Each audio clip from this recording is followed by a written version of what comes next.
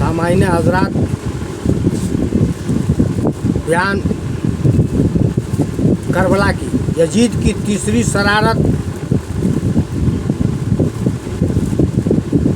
वसील शैतानियत।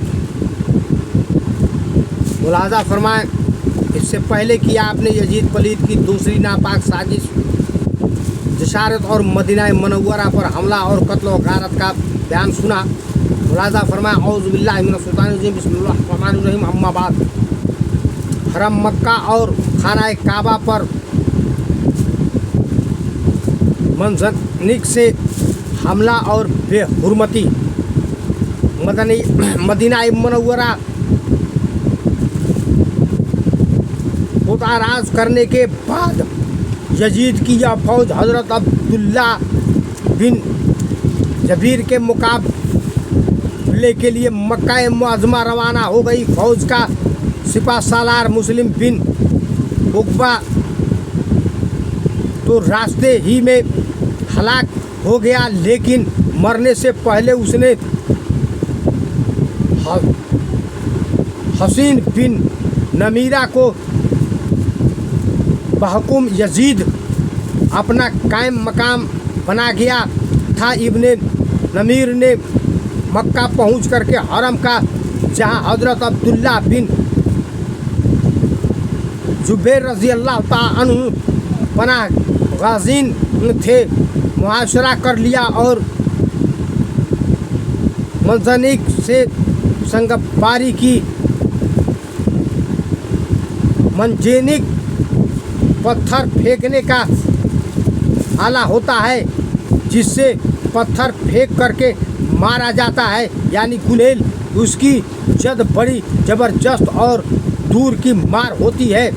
संगबारी से सहन और हरम शरीफ पत्थरों से भर गया और उसके सदमे से मस्जिद हराम और उसके सदमा से मस्जिद हराम की सतून टूट गए और काबा मुकरमा पर संगबारी करने से उसकी दीवारें शिकस्त हो गई और छत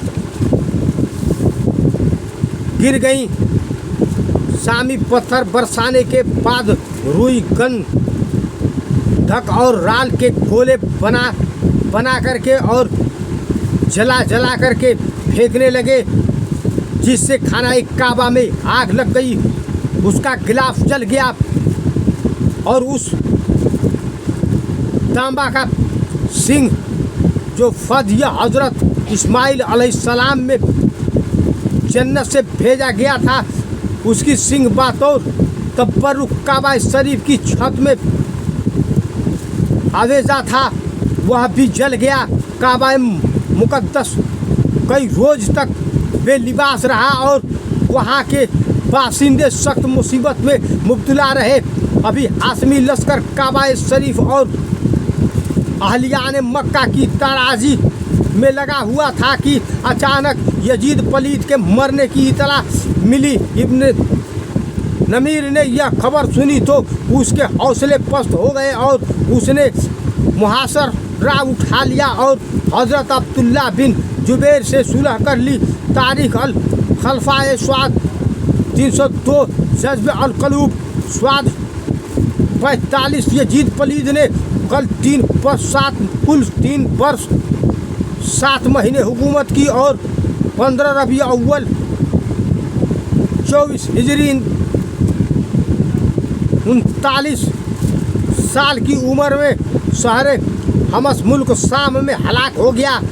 यजीद के मरने के बाद अहले हजाज व यमन व इराक व खरासान ने हज़रत अब्दुल्ला बिन जुबैर के दस्ते मुबारक पर बैत की और अहले शाम और मिस्र ने यजीद के बेटे मुआविया को उसका जानशीन बनाया। मुआविया अगरचे यजीद की औलाद में से था, लेकिन आदमी नेक और साला था और बाप के नापाक अफ़आल को दिल से बुरा जानता था।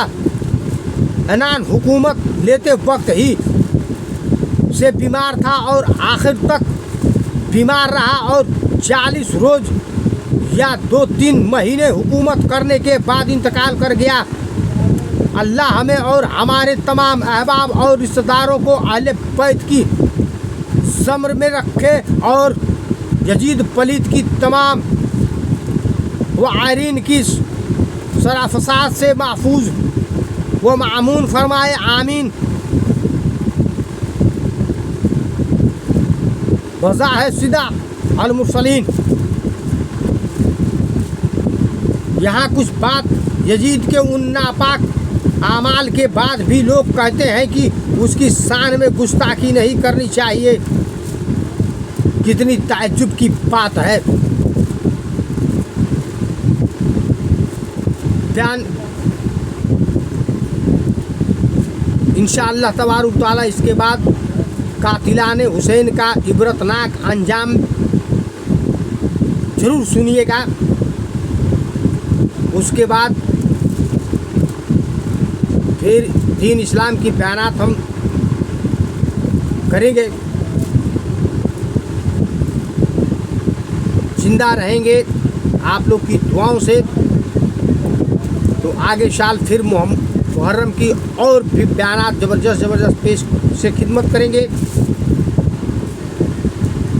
इस साल के लिए एक और बयान पेश करेंगे, कातिलाने हुसैन का इबरतनाक अंजाम।